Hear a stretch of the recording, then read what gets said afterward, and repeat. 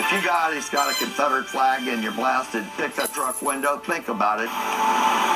All new on Wink News, a man had his Confederate flag for 2 decades. Now he's torching it and calling on Lee County leaders to replace a portrait of Robert E. Lee.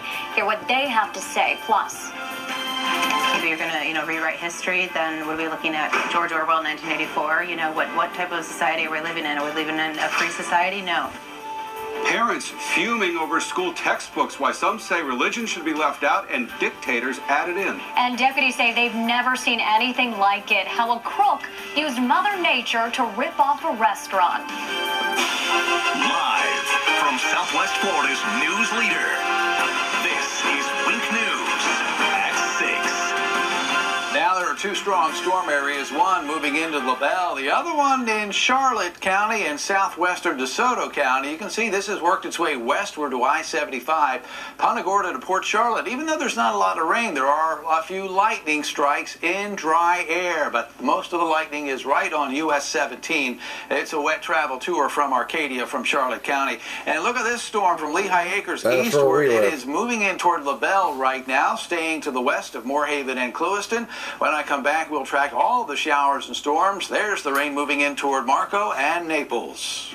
Jim, thank you. Right now, South Carolina lawmakers are debating where to put the Confederate flag. It lies on the State House grounds, and there are demands to move it. This just days after 9 black people were shot and killed at a Charleston church.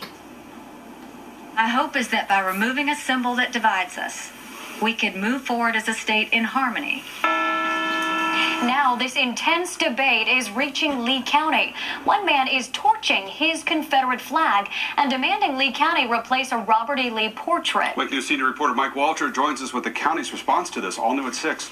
Well, James Gillespie is a spiritual pastor. He's affiliated with Good Shepherd Methodist Church in North Fort Myers. He believes symbols are powerful, and those from 150 years ago, including Lee County's portrait of General Robert E. Lee, might incite hatred and should go. James Gillespie was raised in Selma, Alabama, and remembers the marches for civil.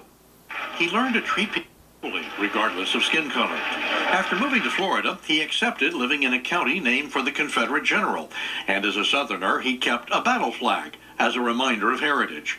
But Charleston changed his thinking. Why aren't we taking any steps to prevent such a thing instead of sitting just to go forward to keep on trying this stuff?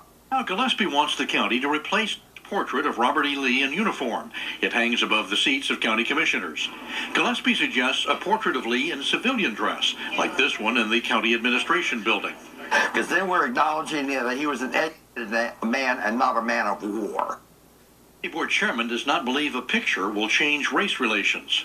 If you take the portrait down, you're going to offend somebody. If you leave the portrait up, you're going to offend somebody. It's a no-win.